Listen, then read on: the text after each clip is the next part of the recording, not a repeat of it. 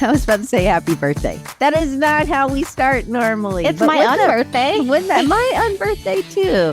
Hey, everybody. Welcome to another episode of Creatives Ignite. I'm really excited. I have been following Brandi for years, and we talked years ago, and we were supposed to get her on, and then it just couldn't work out. It didn't work out, and then whatever.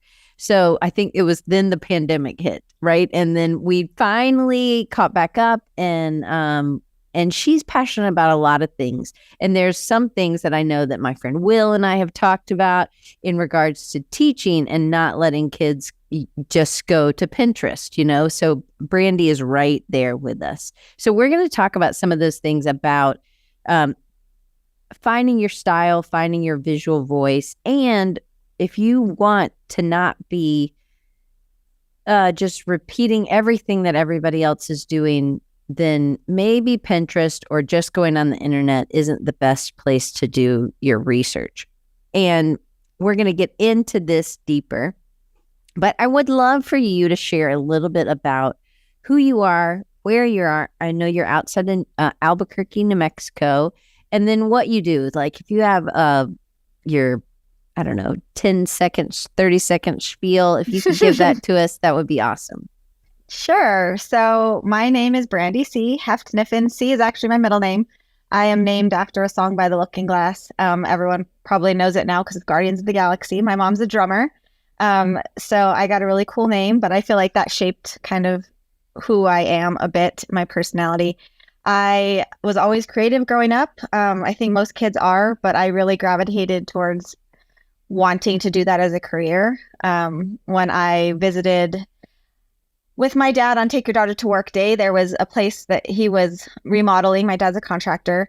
And above where he was working, he took me where they were making business cards. And I didn't know at the time, but they were like a marketing and graphic design firm, small in Santa Fe, New Mexico, where I grew up. And from that moment on, I used to pretend to be a business card maker, not knowing what that actually meant. So I've always kind of wanted to do this thing, even though I didn't quite understand. I went on to get a bachelor's degree in graphic design in 2007. It took me about 7 years to get my actual degree, but I did it. And after that, I was able to get a job as a creative director for Calvary of Albuquerque here in New Mexico. I was the art and creative director, design director for 3.5 years there, and left there to do my own thing, to really start doing more in the freelance area. And that was about 2011, 2012. And I've been running my own independent design studio since then. I am more of a creative director and art director. That is really where my heart is. Obviously, I do graphic design, but I love creating the concepts and guiding the process and growing designers. I decided to stay home.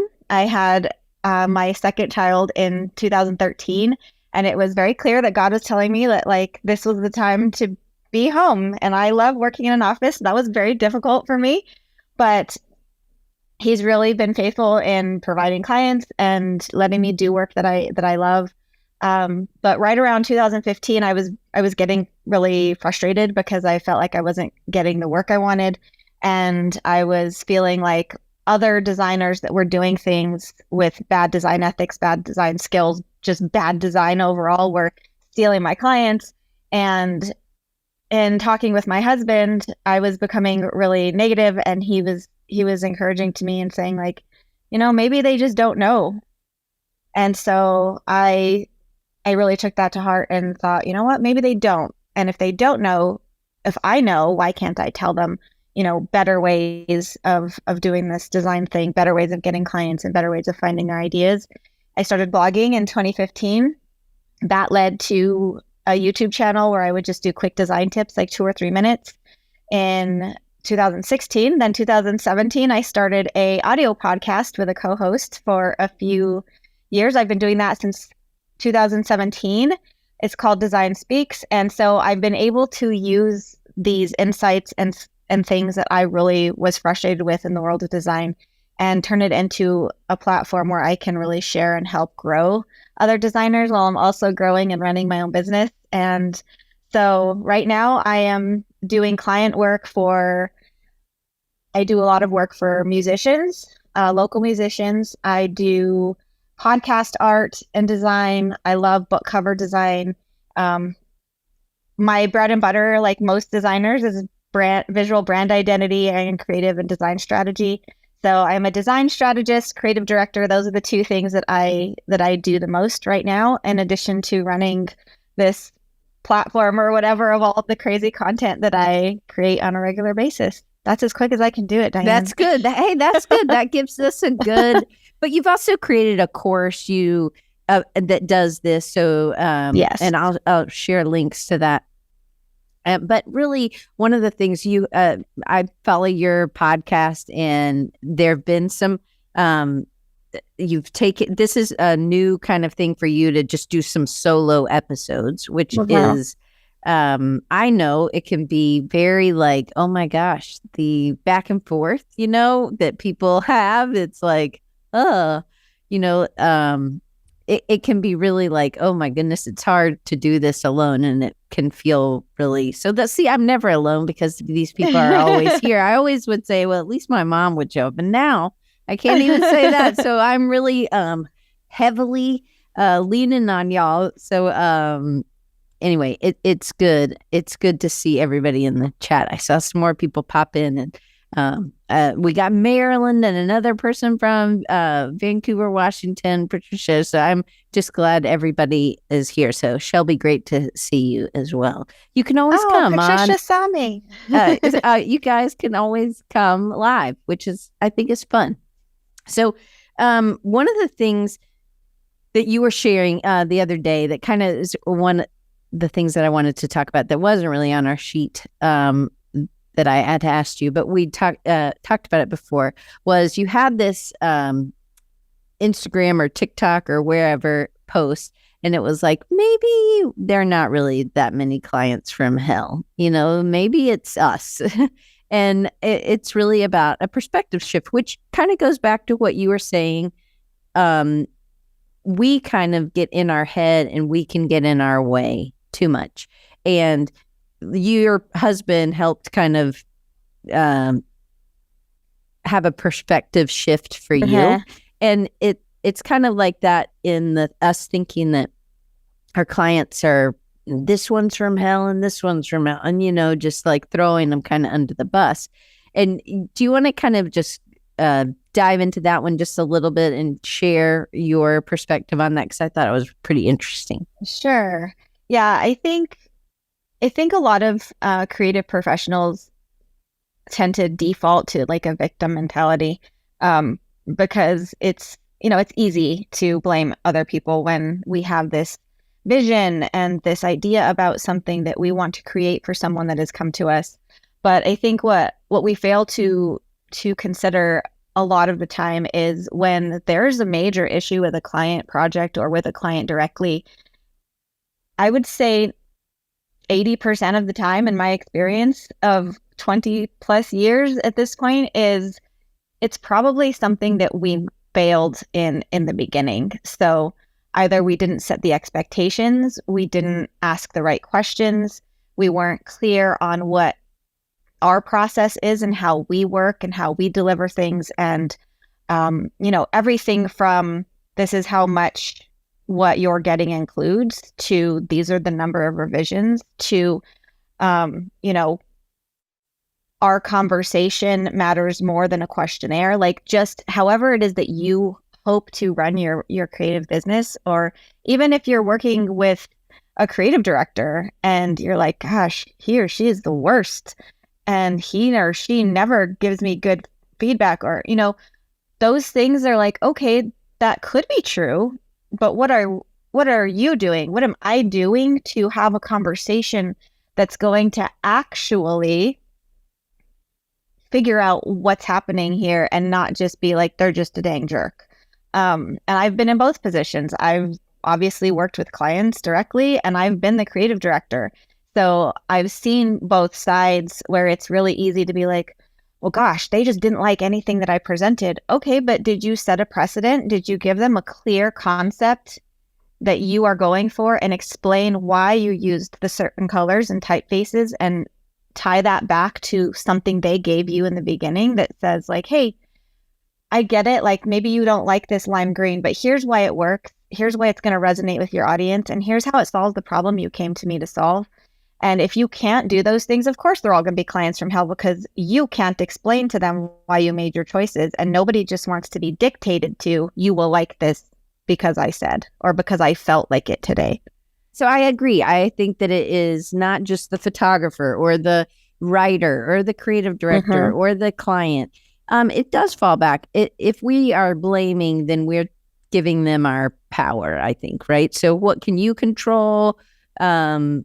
I can only control me. And so then I can only make it better as far as I'm willing to go. And that means that I have to admit that I'm doing something incorrect or wrong, or it's not working. It may work with a whole bunch of other people, but it's not working right now with this in this situation or with this this employee or client or whatever. So when you're acting as creative director, do you just have a really good insight or a good pool that you pull from for designers or illustrators or people that you're working with? Or do you tend to do some of that also on your own?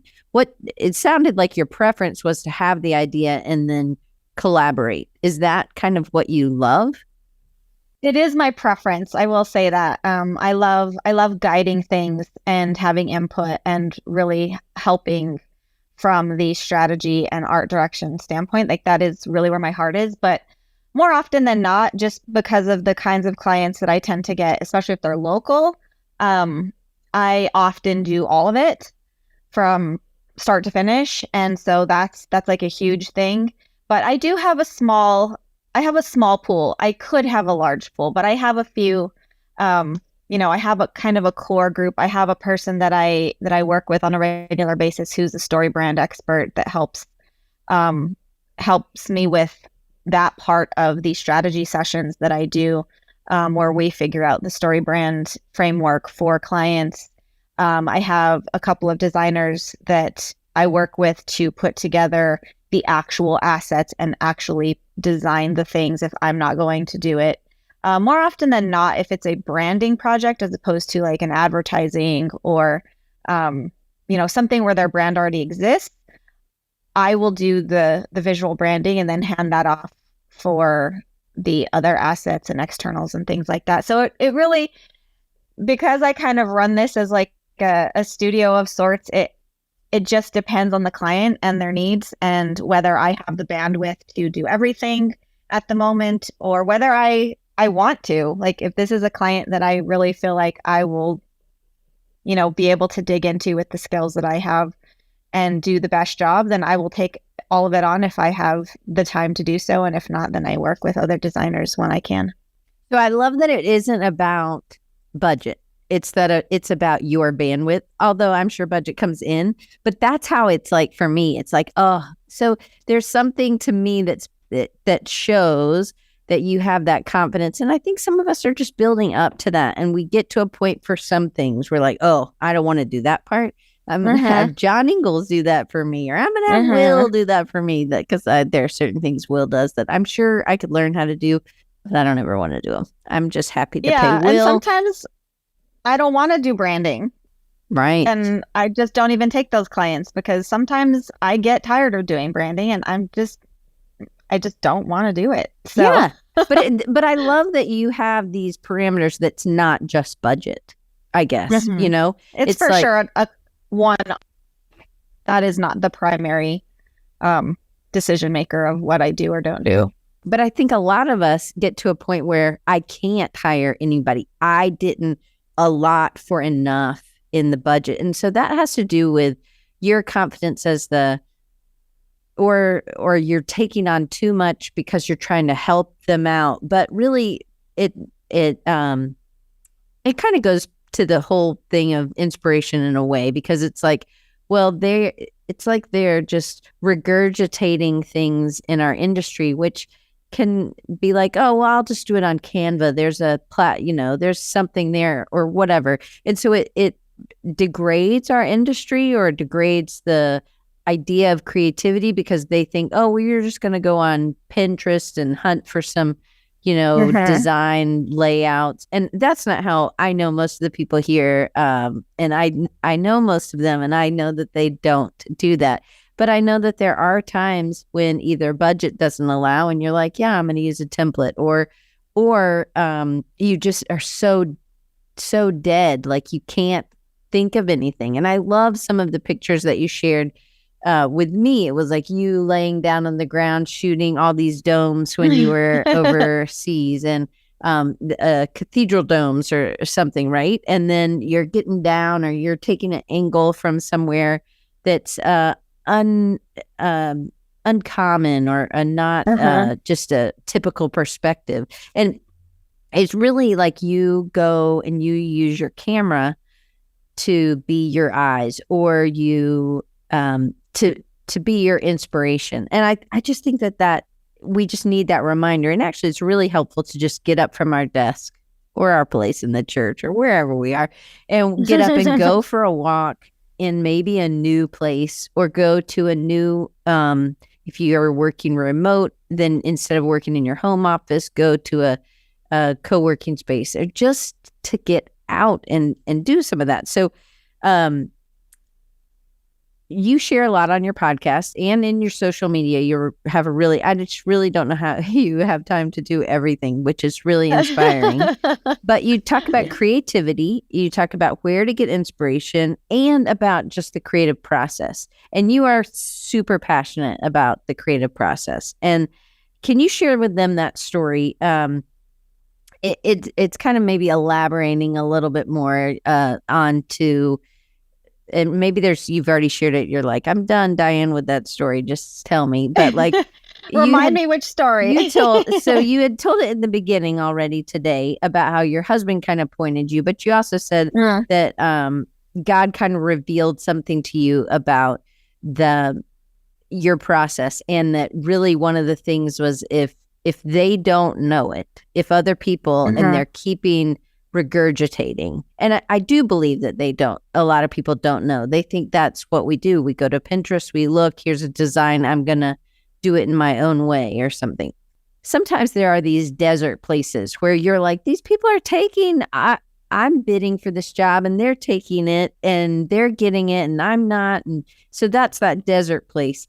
But then from that desert place, it was like clear that you were supposed to be doing this because maybe they don't know. I don't know if there's more to elaborate on that. You did give a really good thing, but in the beginning. But if there's not a whole lot more, but I mean, I think ultimately it was like, if I know all this stuff, if I have the experience and I am keeping it to myself and just being mad at other people for not knowing it, then I'm doing them a disservice.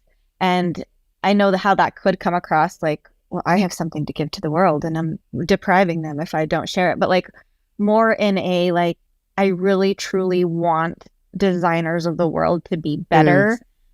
And, not that I'm the only person, but especially at the time, which 2015, like there wasn't TikTok. There wasn't a lot of people on YouTube. There wasn't all this content out there for designers just starting out or designers just in general to learn skills, to learn design thinking, to learn all of this stuff outside of going to conferences and things. And I really felt like, I could be this voice. I'm kind of a voice of dissent, even amongst my peers of design educators, because I just have a very different outlook on a lot of ways in approaching design problems and design inspiration. And so there wasn't a whole lot more to add to that it was just like I still have to remind myself of that perspective when I get into these moments of just like, well, so-and-so on Instagram or so-and-so on TikTok has like 107,000 followers. Like, who even cares about what I have to say? Except, you know what? I say it different, and people that follow me may learn something different from what they're following other people. I don't do design tutorials. I don't do stuff like that. And so just coming back to that perspective of like, what has God given to me that I can share with people to help them grow and be better designers. So in this, what was the first thing you were doing? You were making Instagram, making YouTubes, or and then the podcast and then the course, or what was the order of this? Because sometimes we're like, I don't know if this is anything. Sometimes people are like, oh, this has got to be a course. Before you do anything else, you start the course. What was the order for you? It started with blogging. It was blogging, and it started, I don't know if anybody in this group knows John Acuff, but he did this 30-day challenge to choose something that you want to do for 30 days and, just kind of see where it goes. And it was any number of things for every person, like lose weight or get a new job or whatever. And because I was in this space of not knowing how to share what I knew with people, I decided to use that challenge as a blogging challenge to write about things. And they were not great. And they're still probably up on my website somewhere so far back that no one can find them.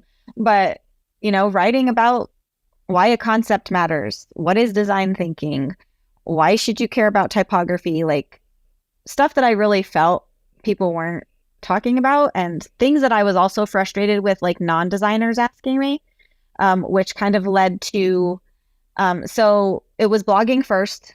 People started reading my blog, and I had not a lot, but like half a dozen people ask me like, I love your design tips. Have you ever thought about making videos? And I was like, I don't think so. My husband's a video producer, but I don't think so. I'm a good writer. Like I can write and just hide behind my keyboard, and I don't need to do any of that. I'm not like a shy person, but it just was so foreign to me. So my husband was like, we can shoot stuff. You've already got stuff written. We'll just turn it into videos, and we'll just shoot a whole bunch in a day, and it won't be a big deal. So that's when I started the YouTube channel. It was just Design Tip Tuesdays. And from there, I was really starting to get more irritated with this idea of non-designers not understanding the value of what I do. I was repeatedly getting, asked to lower my prices, and I don't really know why it costs so much. And those questions had already led me earlier, before I started blogging, when I first started my business, to really write down my process and really iron it out so that I could share it with clients so that they understand what I do. Like, so much of where I am now has come from a point of like, why are you frustrating me? And how can I resolve this? And so really ironing out my design process that I teach now was a result of clients being like, I don't know what you do anyway.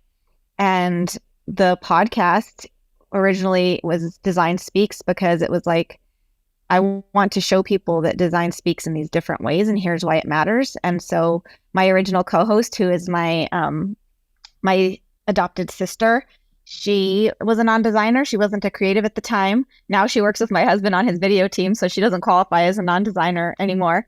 Not a creative human, but at that time, I wanted her to be the voice of the quote unquote frustrating person in the world that doesn't understand what I do. And so that's how Design Speaks got started. It was like, okay, I want you to come in and ask me, why should you care about X, Y, Z? And I want to tell you why, so that this can be something that non-designers can go, okay, well, why does design cost so much?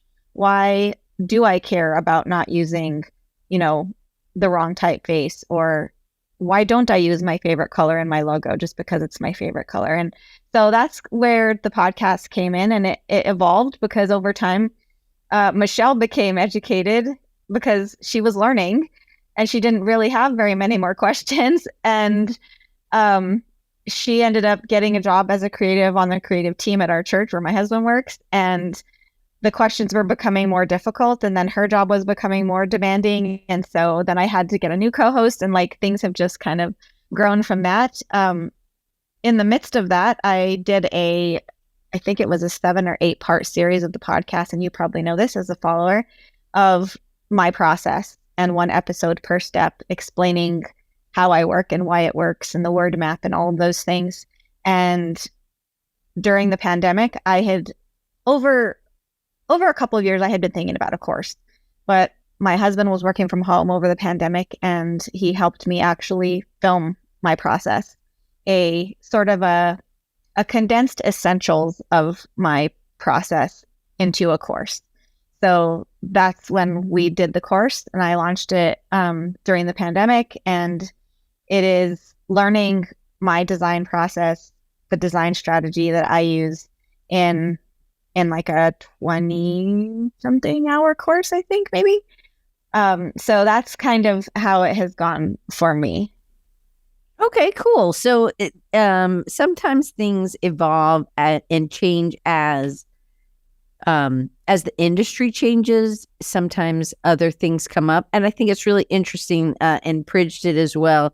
That it was a clever approach, the Q&A with a non-designer. She also had a question. She loved your UCDA talk, University College Design Association, and she was great on the subject.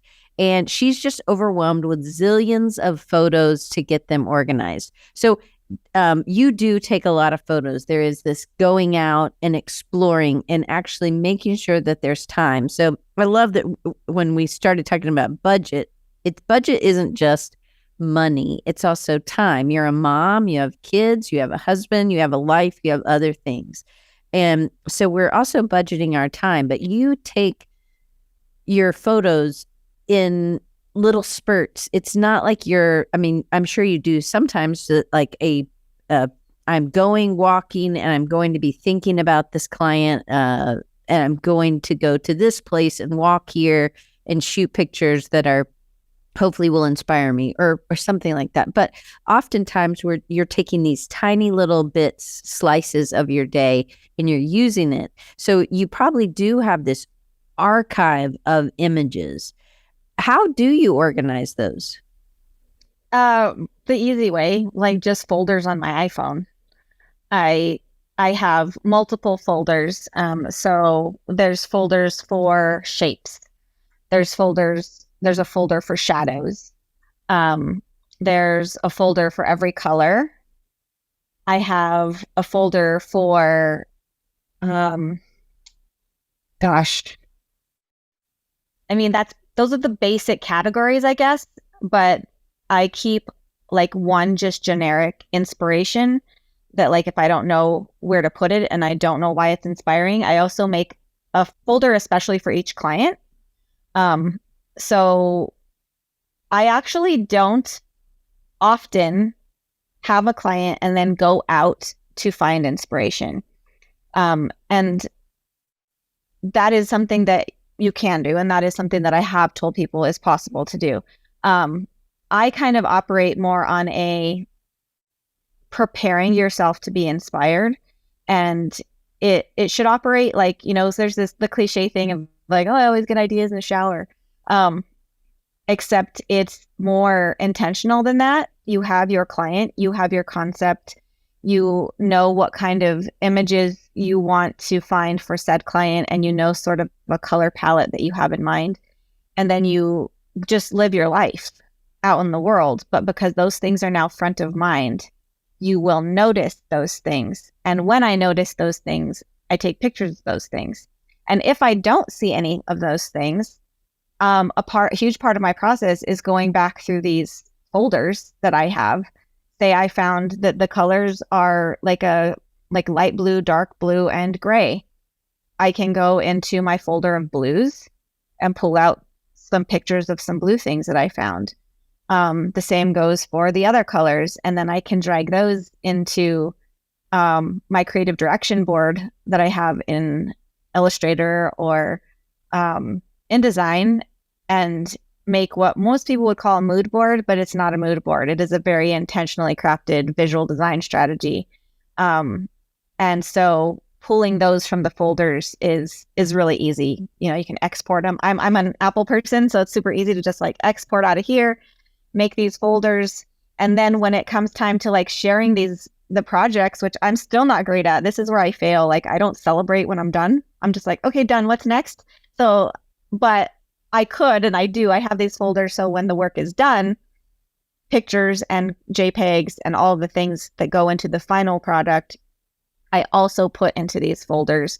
So it becomes a project folder, so I can track like what was my inspiration, what was, the project's going to be like in the end. I take pictures of the process when I'm sketching, and all of those things go also into that folder for the client. But as far as just capturing inspiration, that is an ongoing thing. I may not even have a client at the moment that I'm working on, but I'm constantly just taking pictures of things that I find interesting. And the best way to not let that get away from you is to try your best to, like, at the end of a day or a week, to go back through your pictures and like sort things if you can. It's a lot. For me, I don't even know. I have way too many photos. Like, it is a thing. So what if you have a photo that you want it to be in 2 folders? Because on my iPhone, maybe I'm just not very good. I'd still just have like favorites. And then I don't even know if I have other folders. So it would be helpful if I did. But you just literally, it's an album, right? In It's just an album. Okay. Yeah. Okay. So now I just want to make sure I know how to do this later, because it is incredibly, I just have to scroll and scroll. So I can see how this, but what if you have something, an image that you want it to be in the green folder, but you also it can be want in it multiple. to be in, oh, it can?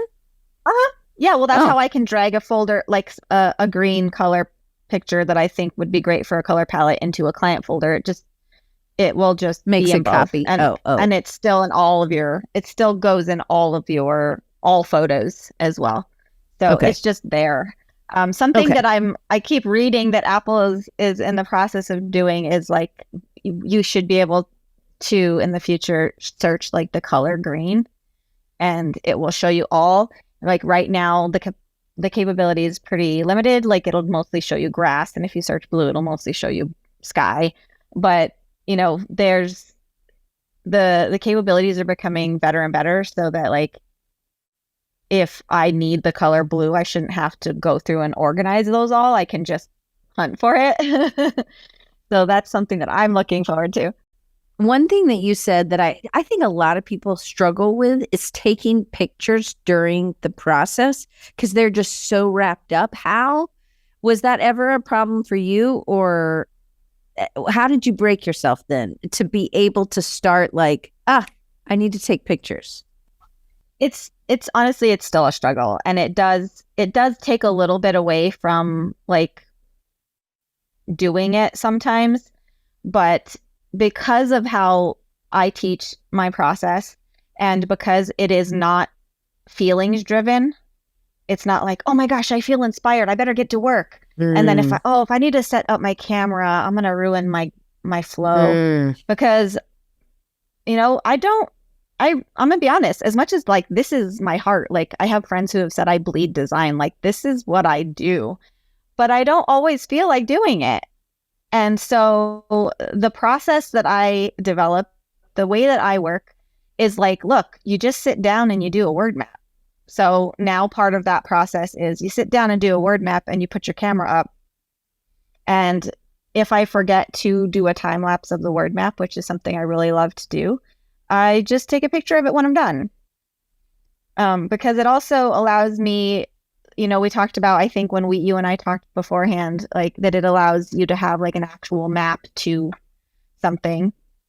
Then if I have a picture of it and I'm able to share that with a client, if they ask questions, I can go back and say, here's how this thought process came about. Here's where your concept was coming from.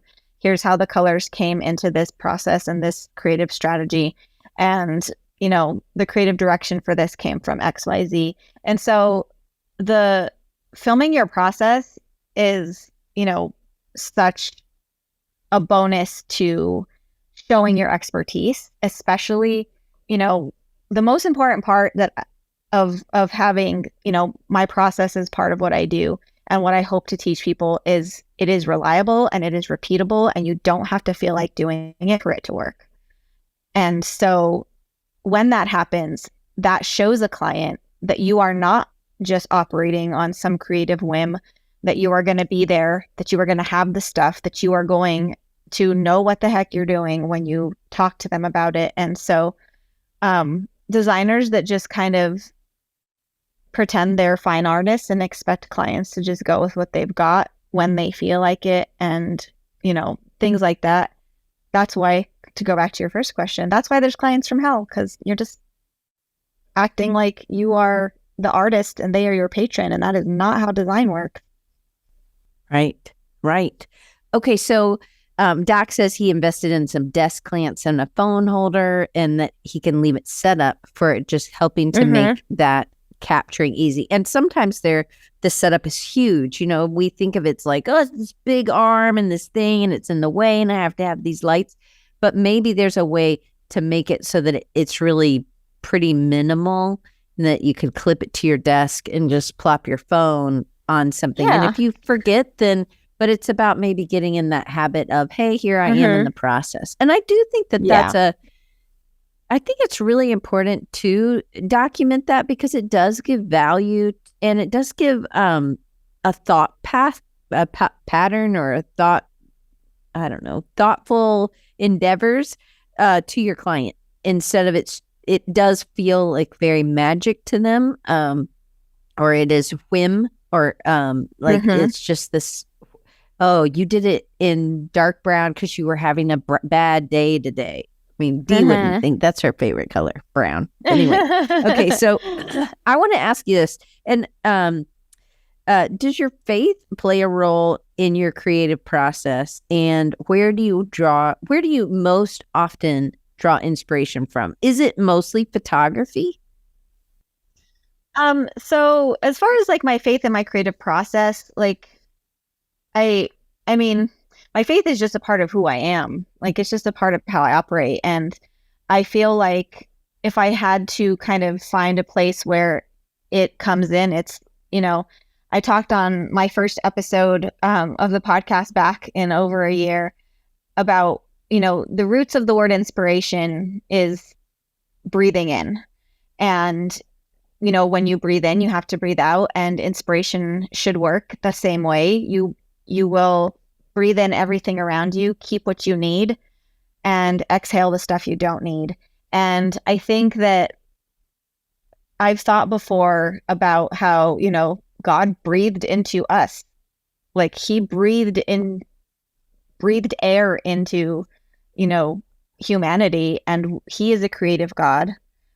I believe everybody is creative. We're not all creative in the same way. And so as far as the general like creative process, I feel like that's just an inherent thing that I think about.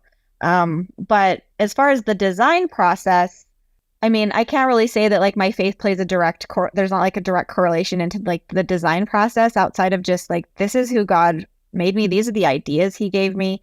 He's the one that revealed through my husband over the years, like this perspective shift. As far as where I find my inspiration, I wouldn't say it is actually necessarily photography. I think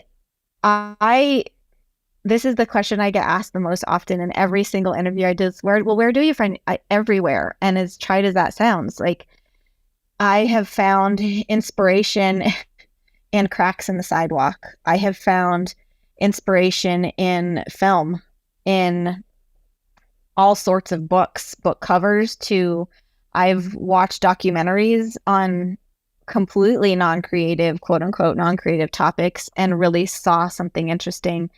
I have found inspiration in the Apple screensaver on my TV. It's just being prepared and open to seeing inspiration everywhere, but not only like being generically inspired. I call it being specifically inspired, which requires you asking questions. If I have posters all over, but I have some like vintage Vogue cover posters that my dad bought me from like the 1930s. They're illustrated. And I could just say, I love these posters. They're just really cool. But if I step back for a second and ask myself, why do I like them? What do I like about them? And what might I be able to use that for later? So one of them has a, 1930s flapper looking girl sitting on a moon, and it's on this stark black background, and it's just got Vogue at the top. And I could say, I know that I love that because I've always loved black and white.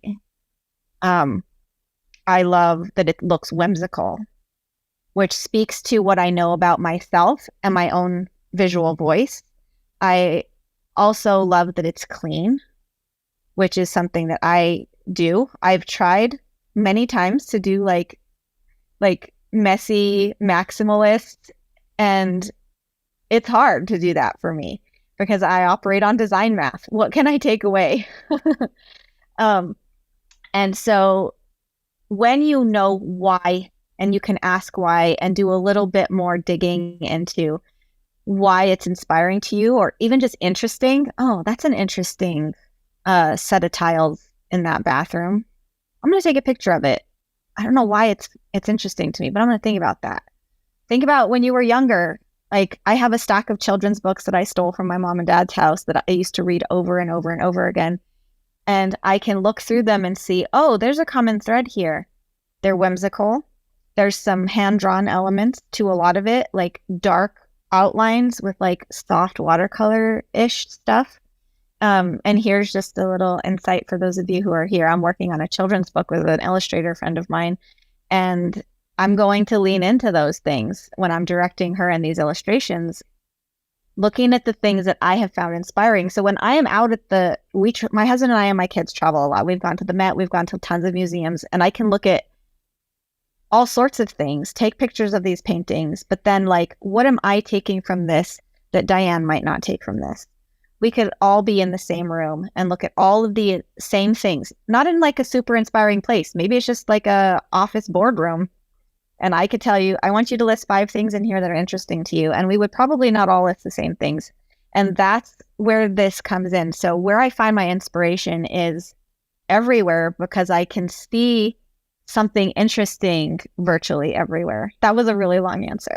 No, I love that. And I love that we all are going to see something else interesting, or it inspires us because it's not just flat. We can break it down and see details, or you may see the details and I may see the bigger composition or something. So I love that. And that's uncommon. That's the uncommon inspiration. That is, you are, as a human being, you are uncommon. You are not like any other human being. So finding your inspiration and pairing that with the process is where your own unique visual voice comes from, because you are looking at other places and not just getting on Pinterest and seeing what everybody else sees and hoping to pull something new out of that. You are literally looking everywhere and finding things there. Well, I love when we were talking last week, you were talking about when you found, and I think we've all probably got this, or you will get to this place where just doing what you've been doing isn't working. It doesn't, I don't know, it doesn't scratch that itch the way you want it to. It doesn't feel like you found your voice, your visual voice. So when you were looking, or when you're telling someone who's looking for their visual voice or their style, a lot of people will just go to Pinterest or something, but you gave us insight into what you did or what you do, that you looked at the things that you really liked and you started analyzing it instead of just taking it as like the Vogue thing. I like that, the end, right? You really were analyzing it more, and you actually went back to childhood. But you also told me about a time when you were in college, you were doing some work, and you were like, I actually had my voice then. You didn't know it, but you were playing, right? And I do think it's a lot about play. But what would be the first place that you would tell somebody who is struggling with finding their voice, their visual voice, or their style? Well, asking questions is the biggest, like the number one first thing. Asking what do I like and why do I like it? And if you often it's really good to go back to your childhood, because that was when like you were at your purest, like, I just like this. You weren't asking questions. You just knew you liked it and you kept liking it. And if that is true, how does that impact me now? Like, was my favorite color purple and I still like purple? Why? Why do I like purple? What is it about purple? What does the color purple mean? What does the color purple mean in the US versus other countries? And how is that interesting to me? Where did I first see the color purple? Like, there's so many things you could get from a very simple observation. Outside of that, something that I think I didn't truly embrace, and this goes back to that project, and I'll talk about that in a second. But I all of you probably know James Victoria. He has become a design friend of mine after I went to a creative retreat with him in 2017 at his ranch. And something that I was really struggling with at the time was like, I know the kind of things I want to do, but I don't really know how to express that. I don't, I was taught all through college, and I think many, many designers are still taught this, that like your voice doesn't matter. You have to morph into the voice of the client and become that instead. And I was really struggling with that because I had been taught that. I was teaching that, and it became very apparent to me that like, look, if they don't want you as a person, they're going to hire the other person instead. If you want to be hired for you, be you, and not in a bullying way, right? I'm not going to be like, look, if you don't like handwritten elements, I'm not going to work with you. I could, and some designers do that because that is their style. But I think for me, I land somewhere in the middle of finding is understanding what things you are drawn to and where you get your inspiration from. I like to insert hand-drawn elements, more so on typography, where it's my actual handwriting on things when it's appropriate to do so for projects. And that is something that I learned from James Victoria. Was he's obviously a little bit more on the bold side of his vocabulary. But something that will never go away for me is he wanted us to just do something. He's like, just make a gosh darn mark, like make a mark on the paper. It's your name, write it. Like, and it was like, okay, what he was getting at is like, your mark matters. And for me, and in talking with him over the weekend that I spent there, it was actually try using your own handwriting. That is like the most direct link to your voice is your handwriting. And so that is something that I think I have taken not only in a literal way to try and use in things. I use it on my social media content. I use it in various designs that I've done, but also pulling that into the process in doing a word map. You are using your own handwriting, bringing things out of your own brain onto the paper, and developing your word map based on your own experiences, your own inspiration. Obviously you probably need to get out a thesaurus when you hit the end, which is another small tip that I do. But finding your voice can start with something as simple as understanding that like making my mark matters. And if that means signing your work, James Victoria's like, why shouldn't you sign your designs? And it's not always appropriate. This design up here is one of his.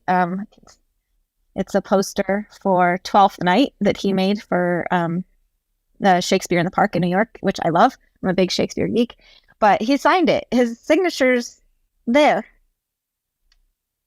And it can be as small as that. So I think finding your visual voice is very introspective. It is not simply choosing a style and saying like, this is what I want to look like. And if you're copying things off of Pinterest, when you are early on in your design career, you're copying the masters. That's how we all learn. But then you have to understand, okay, what am I going to take from Saul Bass that feels like me?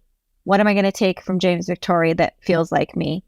And using those things and inserting your specific interests into that is how to do it. And I know it's not like a simple do X, Y, then Z.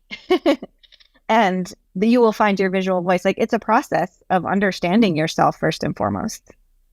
Yeah. Yeah. I think it's that questioning, why do I like this? What attracts me? What connects this to this? Why would I use this for this client?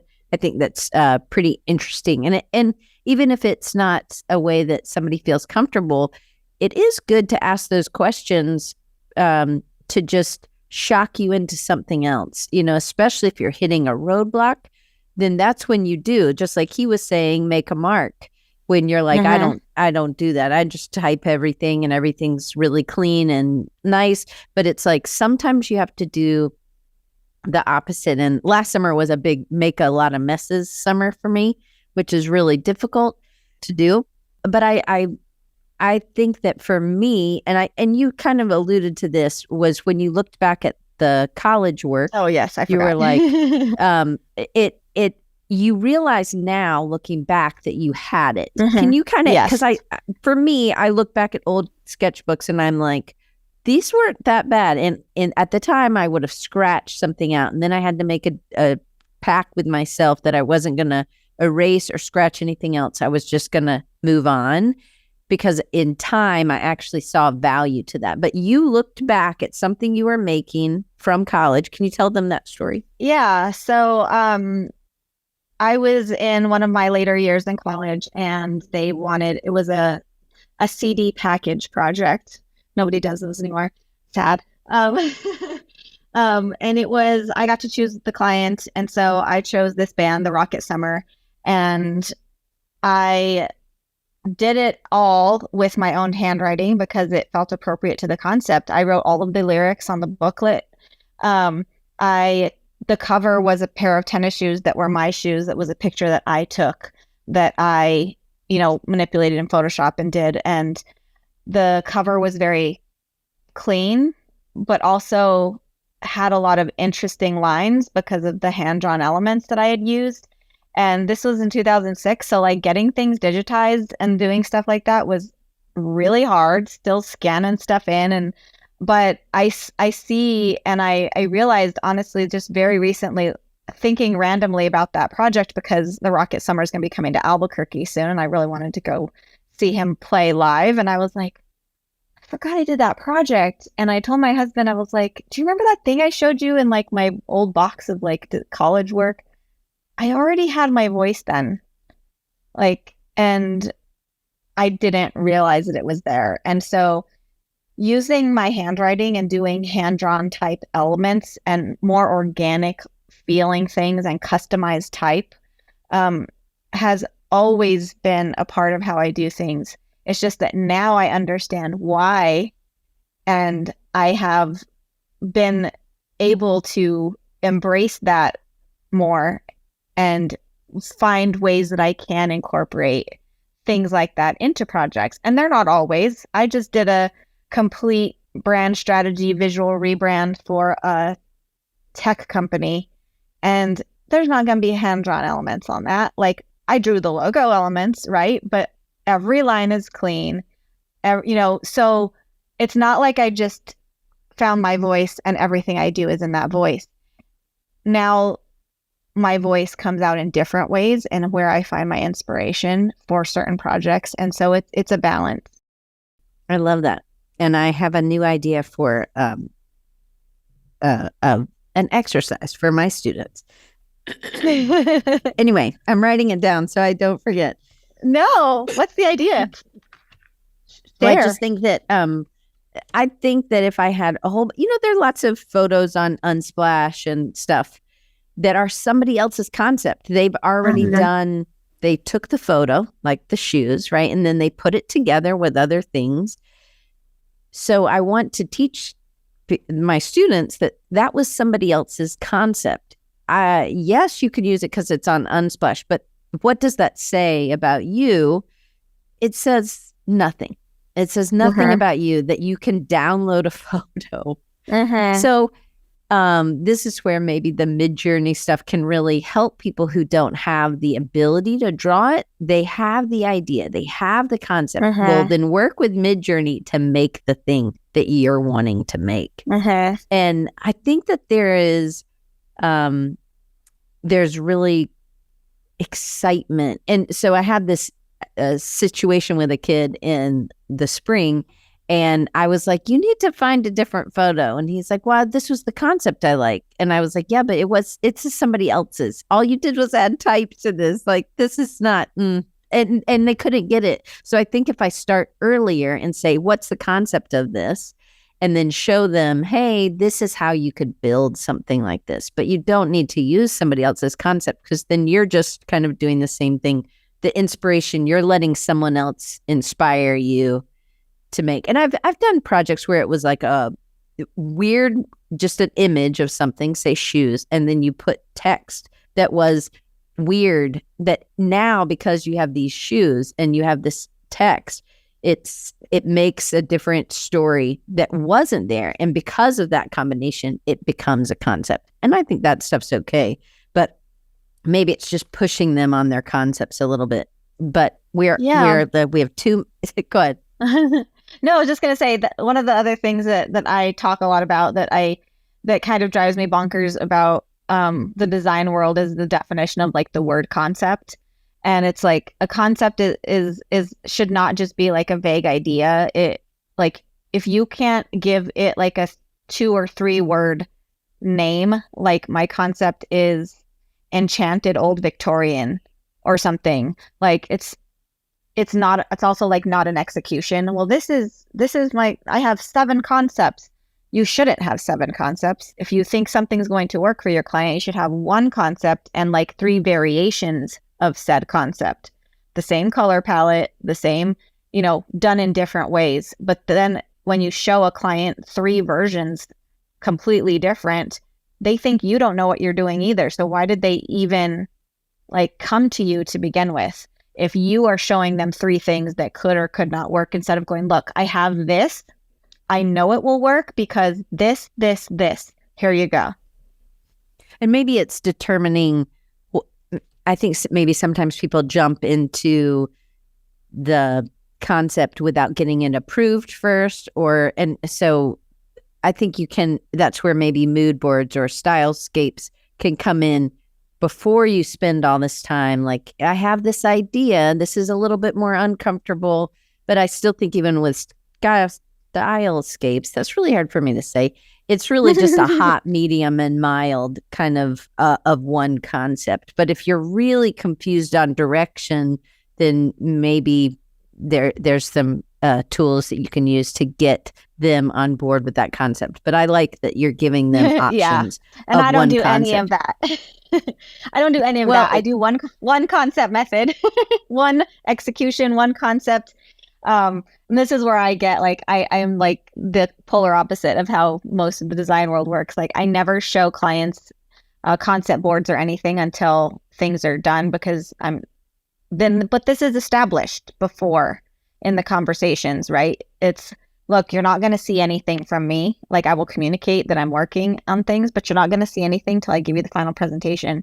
Because if I show them a couple of, concept board stylescapes or mood boards or anything like that, they are going to come up with in their mind immediately what they think that's going to look like. And there's no way that I can execute what they're doing in their brain. So it will 9 times out of 10 disappoint, and they won't know why, and they won't know how to explain it. And that's where it gets really frustrating. So I establish the concept. I establish all of those things. I have my reasons. I have my word map. I have all the things so that when I present it to them, they say, oh, I get it. It makes sense. Yeah. Oh, I think it's good to really know what your process is, and everybody might not have the same process but that's what makes us good. So, this really quick, was it hard for you to embrace as you're looking back, you see this and you're like, what, or you go to the James Victoria Ranch and he's telling you to make your mark. Was that hard for you to embrace, or did you need that validation from someone to say, hey, your voice, your marks are important? I think it was somewhere in the middle, because I don't think I knew that I needed the validation until I got the validation.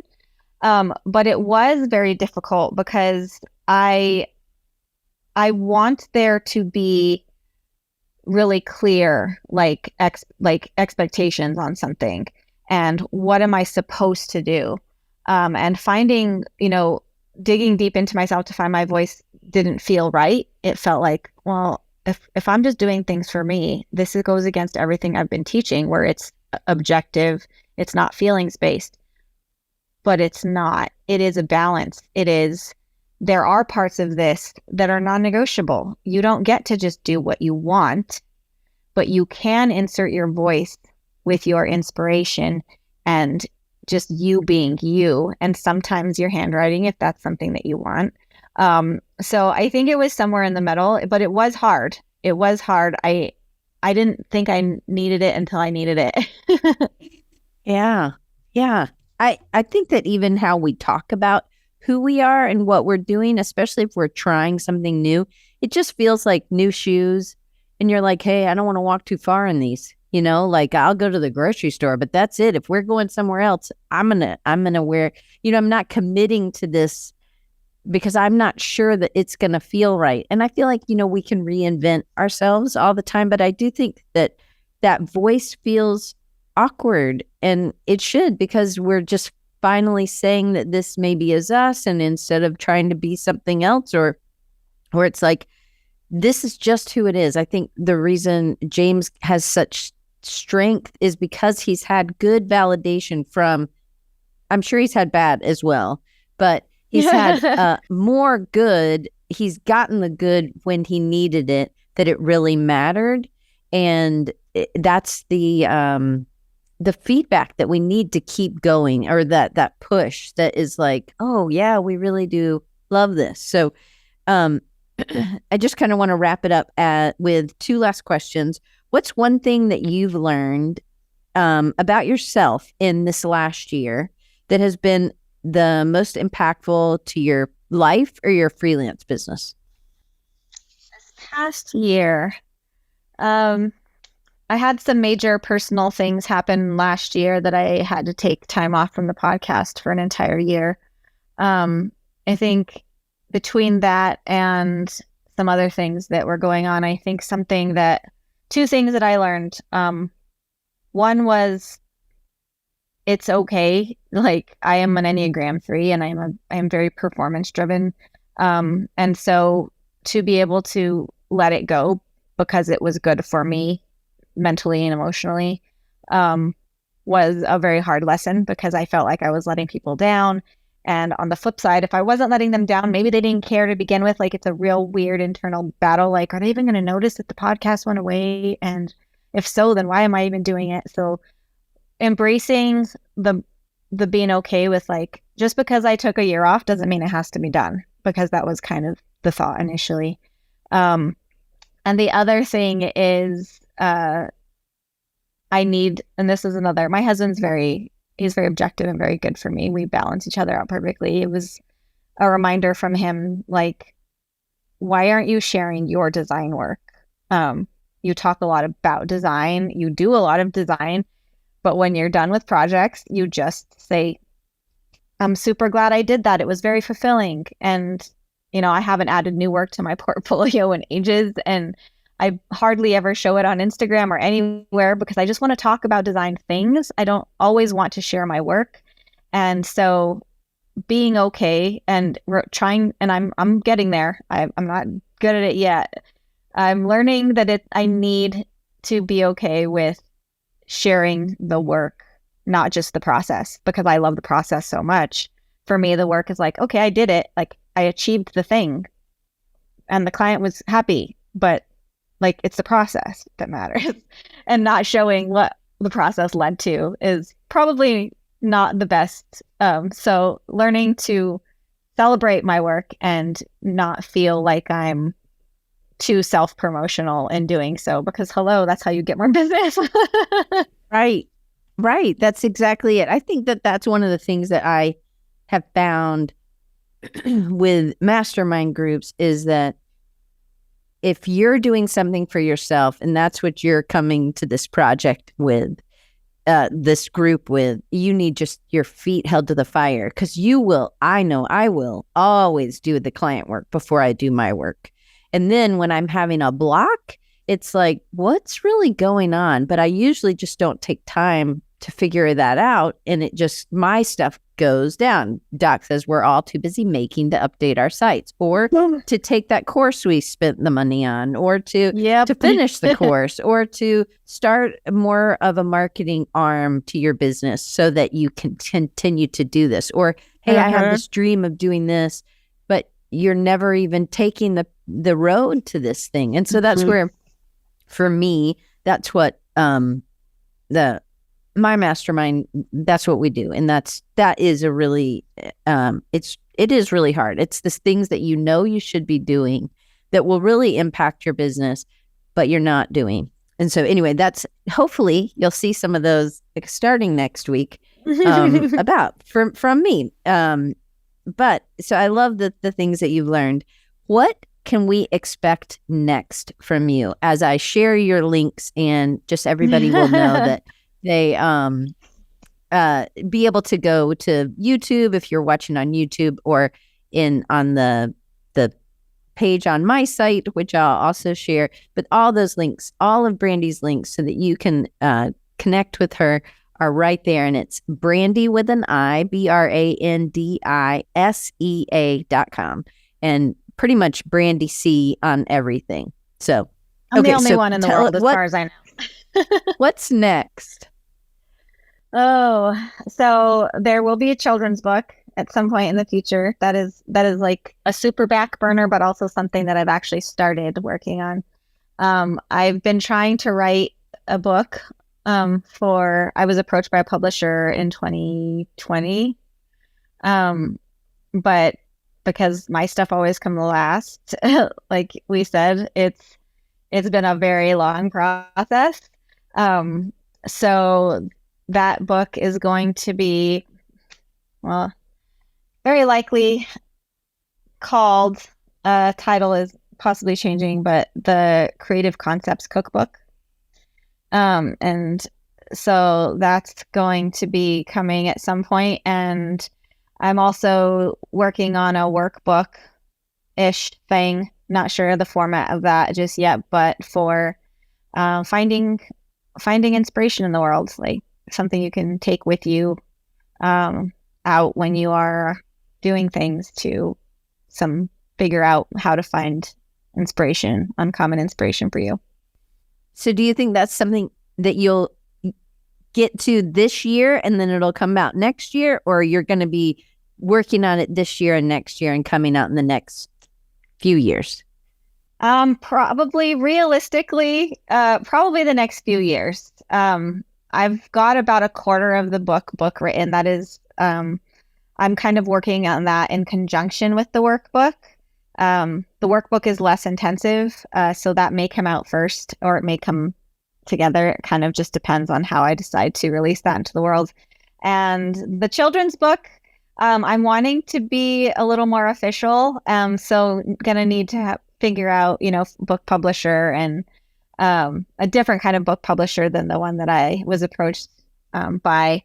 So that's it's God gave these ideas to me. But I also know that my family is my number one priority. And my daughter only has 3 years left of high school. My son is going into 5th grade. And so while those things are fun and like, I really want to do them, and me and my selfishness could easily work on this stuff and ignore other things. What that looks like is, I'm just going to pull the God card. Like, that's really, it just depends on on those priorities and what life throws my way. In the meanwhile, I've learned to stop making too many plans, because I tend to disappoint myself when I can't achieve those things. So trying to be a little bit more flexible on times for things, while also setting realistic time goals. Yeah, I think that's awesome. That's great. I am looking forward to seeing all of that. So I thank you so much for finally being on the show. Thank you guys for staying a little late.